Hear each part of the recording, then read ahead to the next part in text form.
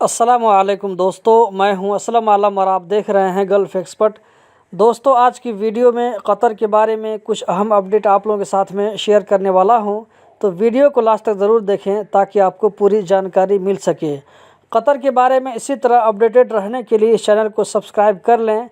अगर आपने सब्सक्राइब कर लिया है तो बहुत बहुत शुक्रिया। अब हम बढ़ते हैं आज की वीडियो की जानिब। आज का जो सबसे पहला अपडेट है वो ये है कि ministry of public health Qatar ने कतर आने के बाद क्वारंटीन से किस सूरत में बच सकते हैं, इसके लिए एक क्राइटेरिया के बारे में ऐलान किया है। अगर इस क्राइटेरिया को पूरा करते हैं तो कतर आने के बाद होटल क्वारंटीन में नहीं रहना पड़ेगा, लेकिन ये सिर्फ जीसीसी कंट्रीज़ के शहरियों के लिए है।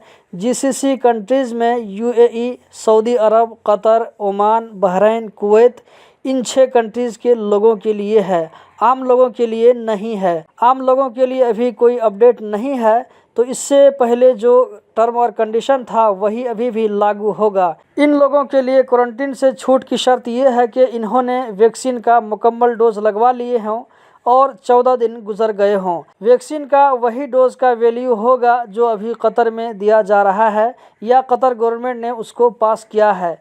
ऐसे लोगों को कतर आने के बाद होटल क्वारंटीन में नहीं रहना पड़ेगा, बल्कि उनके साथ अगर कोई घरेलू वर्कर है तो उनको भी क्वारंटीन में नहीं रहना पड़ेगा।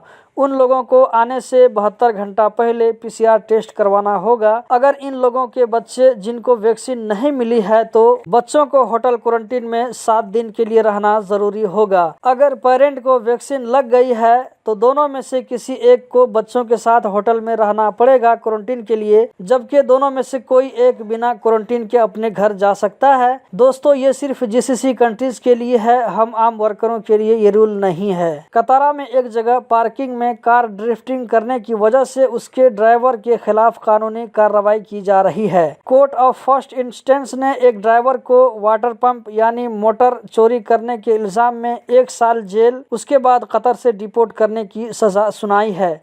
क्रिमिनल कोर्ट ने एक शख्स को 1.5 साल जेल और 5,000 रियाल का फाइन दिया है। उसने गलती ये की थी कि किसी को बिना बैलेंस के चेक काट कर दे दिया था। क्रिमिनल कोर्ट ने 2 लोगों को 20 साल जेल और दोनों को 2-2 लाख रियाल का फाइन दिया है। पब्लिक प्रोसिक्यूशन ने उन दोनों पर नारकोटिक मटेरियल को स्मगलिंग करने, उसके बेचने का इल्ज़ाम लगाया था, जिसका वजन 3 किलोग्राम बताया जा रहा है।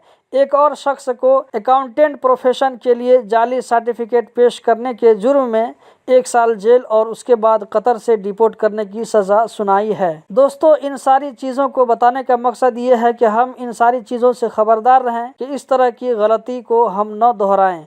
कतर में 8 मई को पिछले 24 घंटों में 533 कोरोना के नए केस रिकॉर्ड हुए, जबकि पिछले 24 घंटों में 1023 लोग इस वायरस से रिकवर हो गए। 6 डेथ का केस भी सामने आया है। अभी तक कतर में टोटल 17,87,160 कोविड-19 की वैक्सीन लोगों को दी जा चुकी है। तो दोस्तों, यही थी आज की वीडियो। कतर से रिलेटेड इसी तरह की जानकारी हासिल करते रहने के लिए चैनल को सब्सक्राइब करें, वीडियो को लाइक करें। बहुत बहुत शुक्रिया।